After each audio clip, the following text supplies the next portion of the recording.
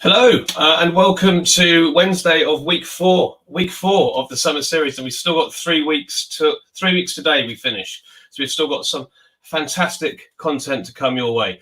I don't know whether Ruth mentioned yesterday or Monday that our colleague, who is the technical genius, I'm just going to make sure that everybody can hear me and it's all going okay. It's Amy says it is.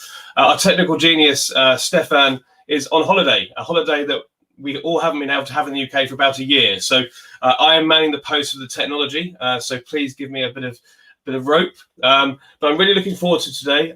We've got two for the price of one. Fantastic speakers coming from Austin, Texas, and North London. Kimberly Lanier and Fintan Canavan of Protiviti. And they're going to talk to us on a brand new topic that hasn't been covered off so far this summer series 2.0.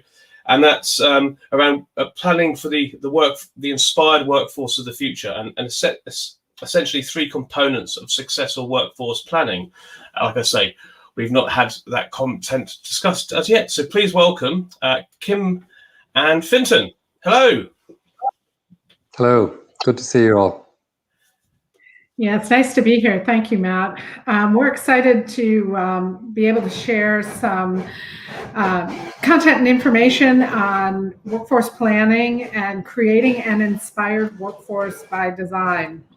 I think in kind of kicking off our time together, it's important to note that a lot of folks tend to think that an inspired workplace kind of happens. You have good employee engagement, you create a good culture, everything should just fall into place. And that's partially true, but we find that the very best workplaces out there are planned by design. And that starts with the recruitment process and knowing the kind of talent and knowing the kind of skill sets that you need to be able to achieve your business strategy going forward. And we live in such a time of change and transformation. It's getting increasingly more obvious and important that the workforce planning has to happen by design. And we're going to share with you some practical, pragmatic steps and tools to help you get there and kind of demystify the whole process. Fantastic. Kim, I think there's a little bit of friction sound coming through on your microphone. So I don't know if there's anything ruffling against anything, but just wanted to see if it could improve the sound just a little bit. And I'll leave, and then I'm going to exit stage left now. Thank you, Matt. I'll try to get closer to the computer audio. Is this any better? That's perfect. Thank you very much. Looking forward to hearing. Take care. Thank you.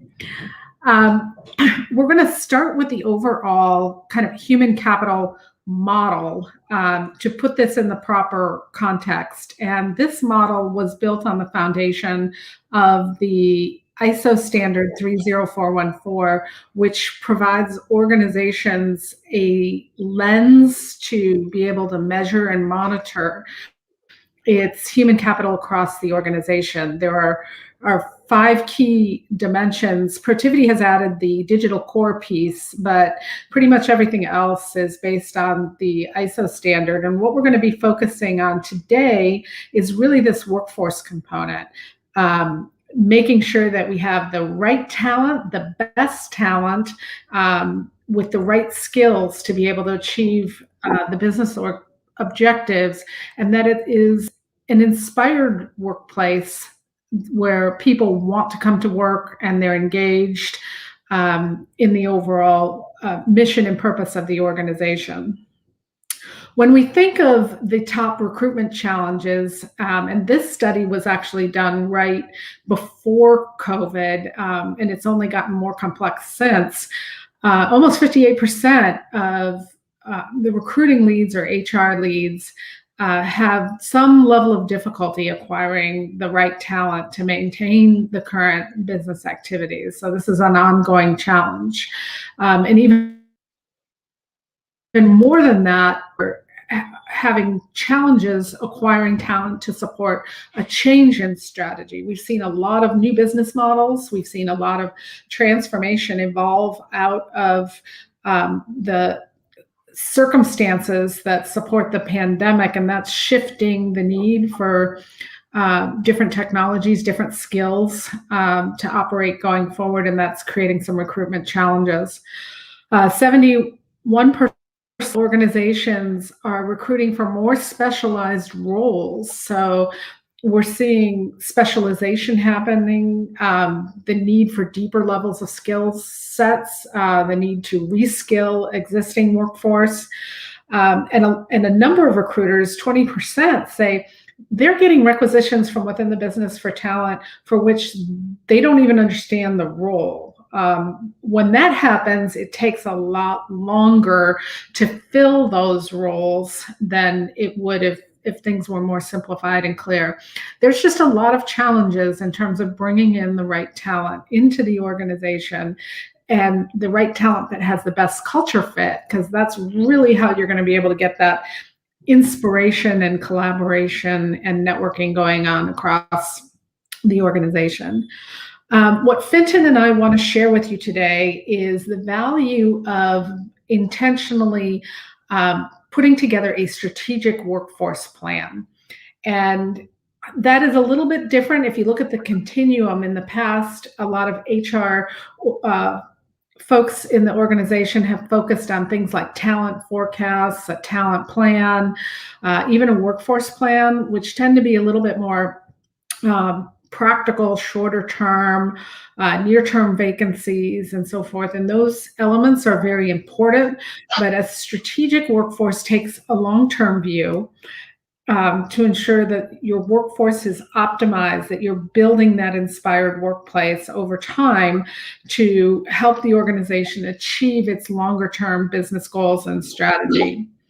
And that requires a lot more planning and organization and modeling from the HR organization. And interestingly, only about 10% of the organizations out there feel equipped to be able to do this. So we are looking forward to helping you demystify this process a bit.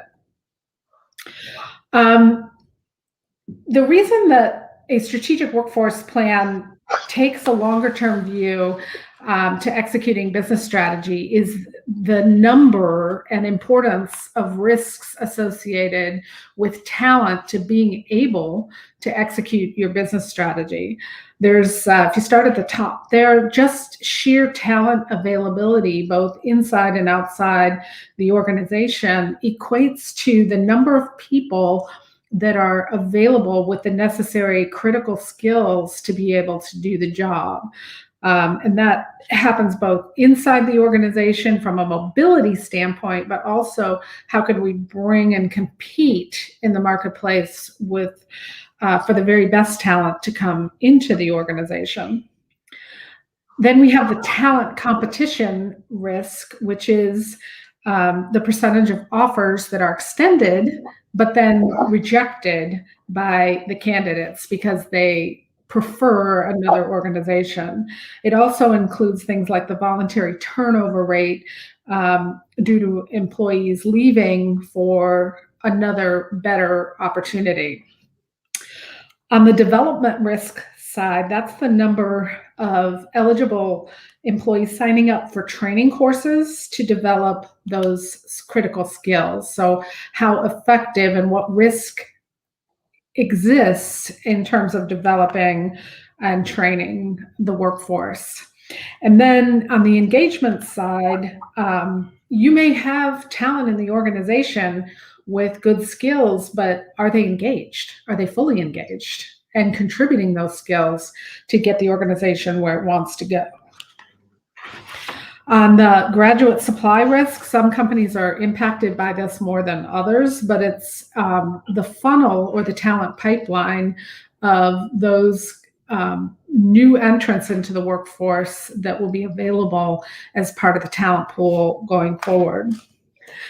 Then there's an internal mobility risk around the percentage of vacancies filled by internal candidates with those critical skills. And if you don't have that internal pipeline being cultivated, that's going to cause delays in sourcing from the outside and possibly elevate your costs as well.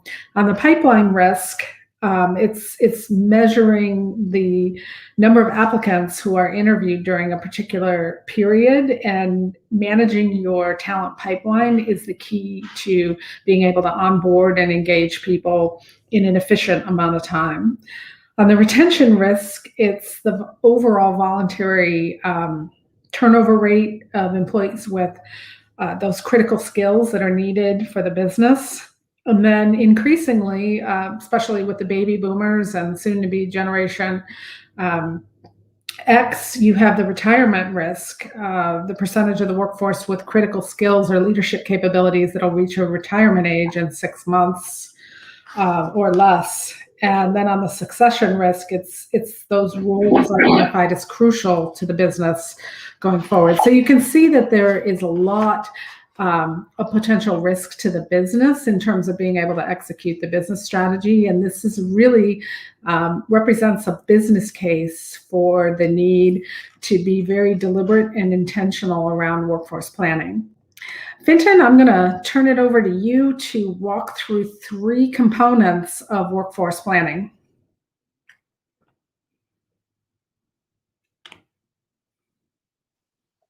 Just make sure I'm off mute. Thanks very much, Kim. That's been really helpful. So at Protiviti, we look at this workforce planning challenge through a number of different lenses. Just picking up on the point that Kim made about the risks. Protiviti is really a risk consulting agency, so we have a natural bias towards looking at this through a risk lens. And in specifically with workforce planning, we look at it through 3 different but overlapping lenses, with work at the center. Many discussions are happening now and have been happening for the last 15-16 months about the future of work. But not all of these conversations cover all 3 aspects. There's lots of discussions about workforce and the type of workforce we want and the workplace. And a lot of the discussions are about hybrid workplaces and how do we best use our workforce. But that work strategy element and that purposeful thinking about planning isn't always within these conversations. So the next one, please, Kim. Thank you. So if we look at what we think in terms of what does creating the workforce plan look like, and what needs to be considered.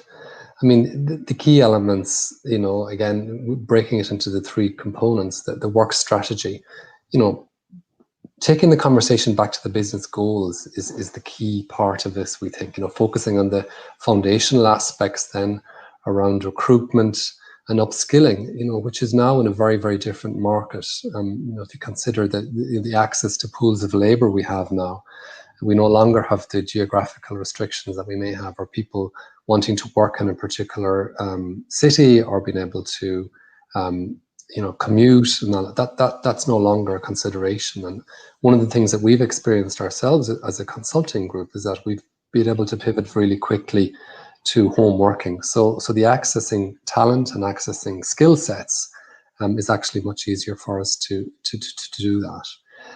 Recognizing the cultural aspects, as Kim has mentioned as well, is very, very important. Increasingly what some of the questions that have come up in this last period is about what culture exists in our organization, and making sure that we examine that well. But then when we map it and we work hard in it, we actually have to recruit into it to make sure that we bring in the people that we want, and that they're the right fit and the right hire. And so that the strategy element is really a lot of thinking. And again, in our experience, it's that reflection which is going to be really, really important, and that engagement with the business and those discussions about what the business is going to look like, and what work, what type of people you're going to need, and the skills they're going to need.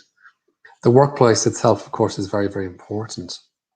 And, all the challenges we've seen in the last 16 months, a profound shift in terms of where we work. But the questions we've come up against is how do we make this flexibility equitable across the organization? For example, in retail, where there's there will be a presence, an in-person presence in stores.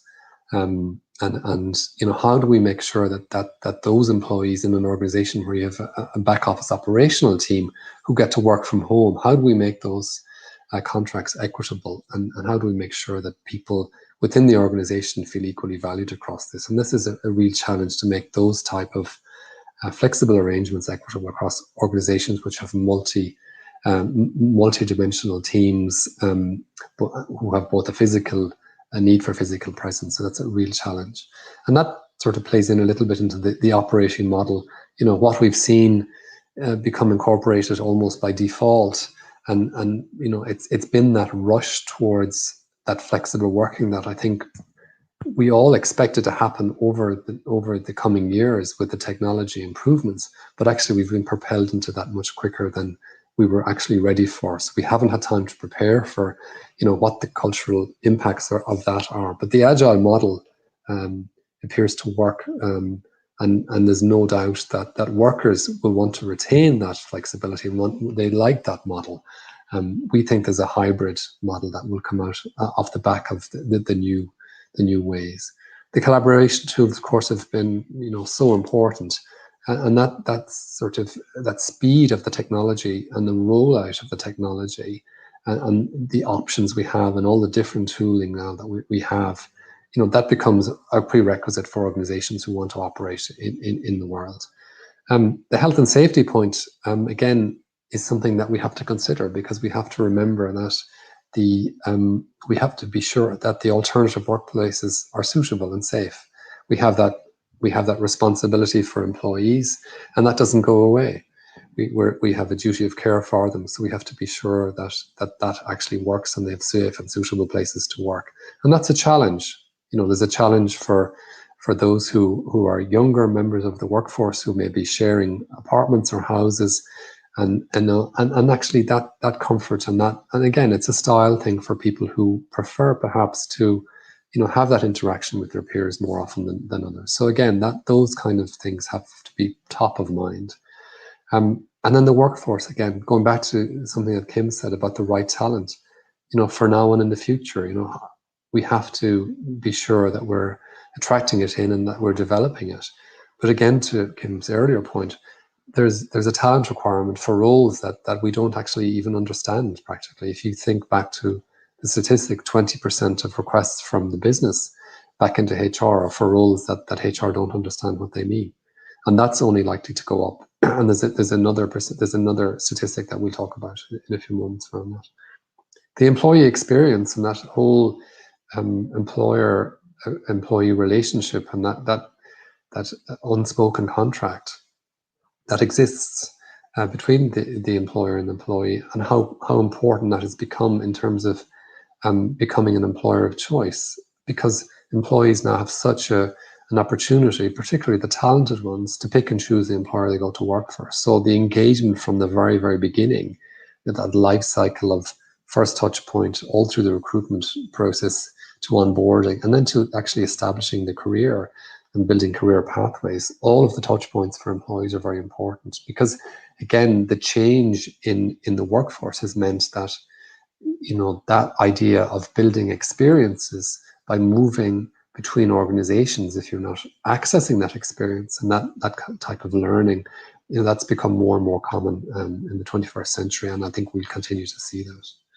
The networking, as we all know, the importance of ensuring that there are opportunities for new entrants to connect to their peers and to connect to across their organization so that they build their networks. Networking within organizations is how things actually get done. And we all know that. And that's really, really important to build those relationships and have those formal and informal networks that allow that to happen. And the career development, this is really what it's all about in terms of retaining that talent. And what processes do we have in place about maximizing performance against potential, and that's really about effective man management.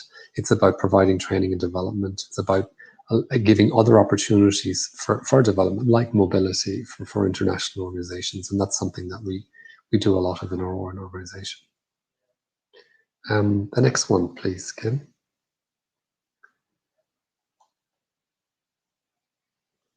I can try and move it forward.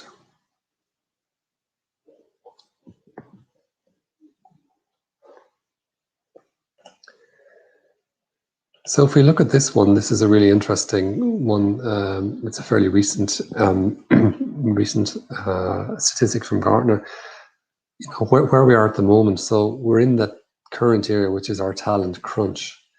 And, you know, the statistics that we have is like 26% of job postings require mostly or entirely new skills, you know, to deal with fast-paced changing business environments. So as the businesses change and they develop new products, they develop new services, the types of jobs and roles that are needed to actually support the organization to develop, you know, to deliver those products and services, you know, to their customers and actually to make sure that the business is successful, almost a quarter of new jobs are entirely new skills. So how you keep pace with that and how you actually identify and try and plan a little bit more for those types of skills gaps that you're going to have to fill, that's becoming increasingly important to do that. And you know, if you look forward into the future area, which is hyper competition, I think we're already beginning to see a little bit of that for talent. So where you have a smaller skills, a smaller pool of skills which have particular talents or cutting edge capabilities around new technologies or around new ways of working, those skills are in high demand. And again, there's a huge competition for those types of skills. So there's a premium on those, and how do you attract them into your organization? You know, without creating a complete imbalance in terms of salary bandings and stuff. But these disruptions in the labour market are visible today and will only get tighter. So they will create that critical talent gap at the top, and those critical talent gap for future critical roles, which is very, very important. And this is an interesting statistic, again, from Gartner. So 33% of leaders rate their organizations as effective at using data in workforce planning. I suppose what we should really be saying is that, you know, 2/3 of leaders don't think that their organizations are good at using the data. So that's a whopping statistic to say that even though we have the data potentially that we can access to do our workforce planning, we don't actually take advantage of it. So that's an interesting statistic we see. So one of the things that we've started to talk about, and one of the things we talk about in Robert Half and Protiviti particularly, is this idea about workforce intelligence and how do we actually bring a structured way to do that workforce planning. So I'll pass back to Kimberly now. For those of you who have, some of you may have hundreds of thousands of employees, some may have tens of thousands or thousands. It doesn't matter. Even with hundreds of employees, managing the entire recruitment and talent pipeline and thinking of aligning that to the future business strategy going forward is a big ask. And there are a lot of tools out there, and we're going to show you one that can enable and equip you with different tools and data mining, artificial intelligence, and data visualization tools to be able to glean actionable insights and do things like scenario modeling, so that you have a support system and infrastructure to create that inspired workplace, to do the workforce planning going forward in the future. First of all, you need a data-driven platform. And just to be clear, we are highlighting the Protiviti Workforce Intelligence Platform. There are some unique things about this platform, but there are other workforce planning platforms out there. We're using this as an illustration to show you that this isn't something that can be done using Excel spreadsheets anymore or primitive tools. That having a data-driven infrastructure is critical, especially when it comes to understanding the skill sets of your existing people. it's an interesting statistic that by 2022, which is just coming around the corner, 80% of organizational skills will have to be reprioritized or revisited because of digital business transformation. And so it's not only bringing the new talent in and scenario modeling the talent gaps, but it's also keeping track of the library or inventory of all of the skills of your workforce. So by having that platform that can support data-driven algorithms to not only forecast the talent that you need, but match skill sets to those future talent roles is critical, because then you'll get better visibility into where the gaps are in the future for the organization. Another component of that skills matching is having a global inventory of skills data. Learning and development is something that has to be continuous. In fact, as you notice the statistic there, 54% of all employees will require significant reskilling and upskilling.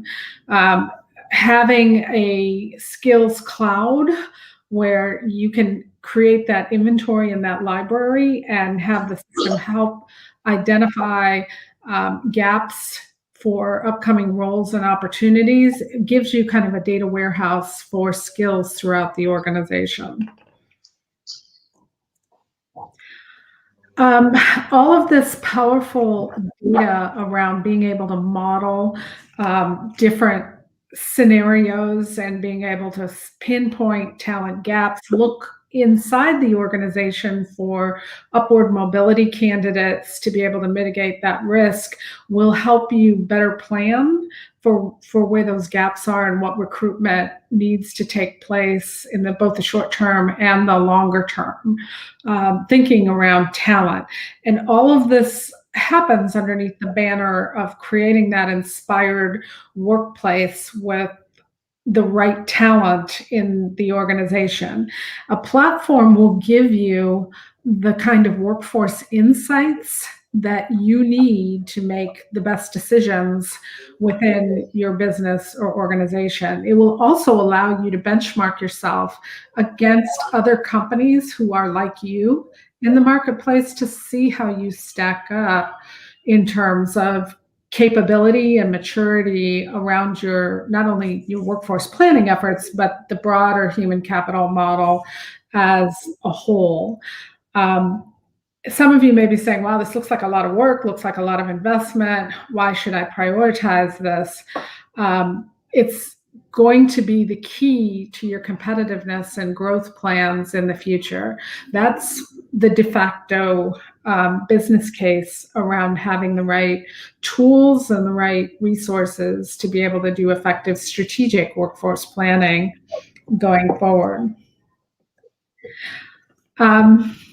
Fintan and I would like to wrap up by sharing key takeaways in our brief time together. We've covered a lot of ground. We're both ready and available not only to answer questions, but also schedule one-on-one follow-up calls if needed to go a little bit deeper and apply it to your specific company. But we hope in our time together, you've been able to understand kind of the background and the evolution of strategic workforce planning, what the risks are around workforce planning in executing your business strategy, and that overall creating an inspired workplace really only happens by design. There's a process to it. And Fintan did a great job of walking us through the three components from an HR perspective, which is implementing a work strategy or workforce planning strategy, focusing on the workplace and the workforce, and that these three components really make up the ability to create an inspired workplace. And also we wanted to share with you just a glimpse at some workforce intelligence tools, because having that infrastructure is going to be key to being able to do what you want to and need to do in terms of tracking and creating that skills cloud and to better equip you to do the strategic workforce plan for your organization. Matt, I'm going to turn it back over to you. Hello. Thank you so much, both of you. Seamless from Austin to London. Like you said, Kim, a lot to digest, take away, and unpack there. One of the first questions that springs to mind, whilst I gather my thoughts, is probably to both of you, but Fintan probably, as it was during his part of the presentation.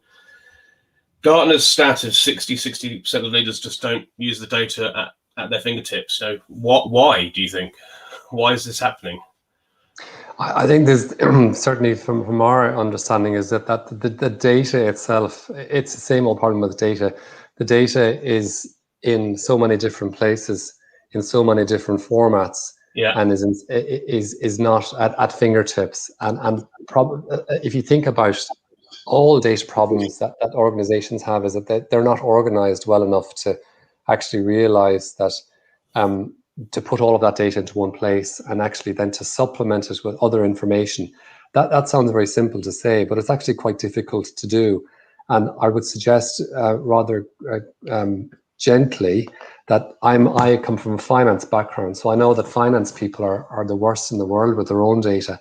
My experience of HR data is similar, that actually we're not great at actually capturing the right level of data that we should do, and we don't reuse data that we already capture, say for example out of performance management, out of all the benchmarking that we do, and actually combining that and actually using it as a source, a richer source of information. So I think it's just that we don't know what we have, we don't really know how to use it effectively.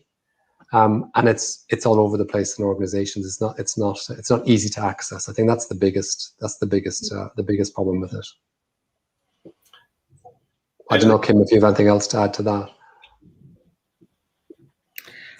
I think you hit it really well, Fintan. I think the only thing I would add is that organizations as a whole are always self-critical about the quality and access to their data. And some very practical advice is progress over perfection, and just get started and kind of iterate over time and evolve it and make tweaks along the way rather than waiting for everything to be perfect, because it's not going to be probably realistically for a while. So, I encourage and it's hard, especially, for those perfectionists out there, and I raise my hand in that regard, but, you make a lot of progress just by taking a step at a time. Do you think, we're talking, I'm going to come to the skills gap, but do you think there's a skills gap when it comes to this kind of leadership that has access to the data, maybe takes it as far as getting the data, has the process in place, but then just doesn't have the ability, the time, or the focus to actually then go use the data and make the best use of it? Do you think there's a gap there, maybe? It's a big number, 66%. and it's quite anecdotal. You hear this a lot. We've got the data but don't know how to use it. I've sat on all this data. We've just done our round of surveys and all this different stuff. And it just feels like maybe there's a gap in the skills market here. I think those leaders, actionable insights and really taking that data and creating value out of it is one of the core functions of leadership. It has to be prioritized, and what I'm seeing is that more and more organizations are setting up a TMO, or transformation management office, versus a PMO. And the subtle difference is because it's not just about getting things done and elevating risks, it's about realizing value. And you have to have that focus as a leader and make sure that the right resources are available to focus on value realization. And then it really does come back to leadership, setting the tone, the pace, and ensuring that the governance structure is there to get the value out of it. It's too important. If you don't have the right talent, your business strategy isn't going to be realized or effective. It has to be a focus. And just to add to that as well, I think one of the things that we've seen is that historically there's probably been an underinvestment in both the capability and the systems around that data as well. So that's unhelpful. And actually, having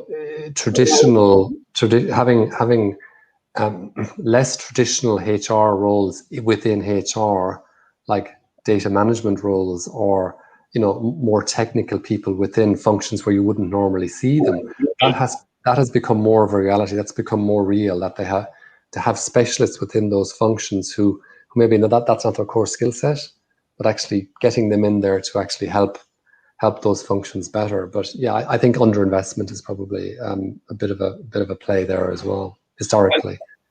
Thank you so much. There's probably two more questions, and you don't have to answer either of them if you don't want to. A lot of stats around 54% of people in 2022 will have to reskill or upskill. 80% of skills have to be reprioritized, revisited, and then the skills gap of the 26%, just entirely new skills. In the world that we are now moving into, will geography become really important? So the skills might not exist in the West Coast US. They might exist down in Australia or in Central Europe or in India, the UK. And does the geography element just go, we can actually go get the skills that we need for our business anywhere now? Has that opened that up and maybe a solution to try to find the skills that are needed? Or do you think it will still stay local? Matt, I think one of the things that the pandemic has taught us all, and I'll use Protiviti as an example, is that we have to start thinking about operating as one office across the globe. And that's going to allow us, if we start having that mindset rather than the geographically compartmentalized extreme mindset that we've had in the past, we're going to be able to tap into different types of skills and leverage the knowledge and experience of roles in other geographies like we've never been able to do that before. And I know that it continues to be a culture shift even within our organization at Protiviti, but we've made huge strides by just reinforcing, and it comes straight from the CEO at Protiviti down, the global one office mentality. Fintan, I don't know if you want to add anything to it, but I think the collaboration between our groups and teams has grown by leaps and bounds through the pandemic. Yeah, I mean, it's been extraordinary, really. I mean, even this talk now today, I mean, this would have been, we wouldn't even have considered this probably, Matt, a year ago, 18 months ago. But Kim is right. I mean, the one office approach has brought Protiviti enormous benefits, and indeed, the way we work with our clients as well. I mean, they've seen huge value in that, being able to do that. So we've been able to, for example, to provide support to a global client who's headquartered in the US, from Asia, from the UK, and from the US. So we've had a project team made up of members from those regions. So they've been able to do that work on a 24-hour basis. They basically hand over the work as they go through they follow the sun. So we think that's a really positive thing. I think we'll see more of that. I think my only slight hesitation and sort of question about that is, at some stage, I suspect there'll be movement towards government, and it will be movement by governments to determine, not unlike the question we have today about global organizations like Amazon citing all of their tax efficient work in certain and avoiding that. How do we, when we reward people, who's rewarding whom in terms of the entities and that whole legal thing? I think that's the next conversation around that, because there's undoubtedly global talent pools that we're now accessing. So I think that the next challenge might be around that element of taxation and corporation tax and all that kind of stuff. I think that's potentially something that we'll have to address. And being a bit of a dreamer, I was thinking that the government's going to have to step in and build the infrastructure so the broadband, the technology reaches rural places, or and parts of the world that don't have that capabilities right now. To give, I think there's a really exciting opportunity to level up that skills gap globally. But that's another problem for another day. But an exciting one. The last question I have for you, it's a big one because it's a big challenge for the world right now. So I don't have to answer, but we keep reading about the Great Resignation that's about to take place or is currently taking place globally. And I wondered if you had any advice for organizations that are trying to plan for maybe people walking out the door en masse because of the shift in the labour market, just because they're coming out of lockdown and the pandemic, and there's been a pent-up demand to move, and B, for those organisations that haven't adapted properly and looked after their people during the past 12 months. Well, Matt, what you're talking about with the Great Resignation event that you're seeing more and more press about is the de facto business case for doing more and better workforce planning, with an emphasis on creating that inspired workplace. There are a lot of contributing factors that go into creating it, maintaining it, and defending it in the workplace today. It takes an effort, but we're also seeing higher levels of engagement, which is a bit of a contradiction to organizations that are leaning into making sure that their people know their importance, that they are connected to the business, that they feel connected to leaders. I know, again, using Protiviti as an example, we have had more town halls, more open forums with leaders than we have in the past as a way to stay connected. But those are just tactics, if you will. It's really the entire model that Fintan walked us through is, maintaining that, defending it, going forward as a part of your operating model. Fintan? You have anything else? I mean, I agree. This is the business case for it, and it's hard. One of the things that Kim and I talked about yesterday in preparation was this is hard. It's hard to do, but the value that comes out of it is enormous, and that connectivity and that. Do I think that we're going to see this mass resignation? I'm not so sure. I think many companies and we would all have colleagues in other organizations that have stepped up to the plate in terms of how do they manage remote workforces, and that's been really, really tricky. Yeah. But I think we'll see it. I think we might see a flurry, but I think it will settle down to normal levels. I mean, we're seeing a little bit of attrition, but that's we expect to see that. Yeah. But we're equally. We're able to attract in people because they're looking at how we've behaved and how we organize and how we've actually managed the workforces in this difficult period, and they're really quite keen to come and join us. So I think there'll be a little bit of it, but that it is our business case to workforce planning. There's no doubt about that. Fantastic. Well, thank you so much for a very detailed presentation, a lot to think about there, and some fantastic answers. Is there anything else you'd like to add? I think Kim said it. We're very happy to have conversations with anybody who's interested. I mean, we're really enthusiastic about this. We think this is really, really important, and we're happy to share our experiences with others on a one-to-one basis if they need it. Kim, I don't know if you have anything else to add. I agree with Fintan, and I just want to draw everybody back to what we started with, that none of this happens kind of automagically, that an inspired workplace happens by design. So I wish you all the best of success, and we're here and we're happy to continue the conversation with you going forward. So thank you so much, Matt, for having us. Thank you, Matt. Yeah, it's been really interesting. Thank you. Thank you so much. And this will be on demand. If tomorrow. And if you're watching on demand, we hope you've enjoyed it. So thanks very much, Kimberly. Thanks, Fintan, and speak to you soon. Pleasure. Thank you. So there we go. Another fantastic session. Again, just totally different way of thinking and content that we've had over the past 4 weeks in the summer series. Ruth will be back tomorrow and Friday, dealing with some, I think we've got 2 fantastic case studies coming up.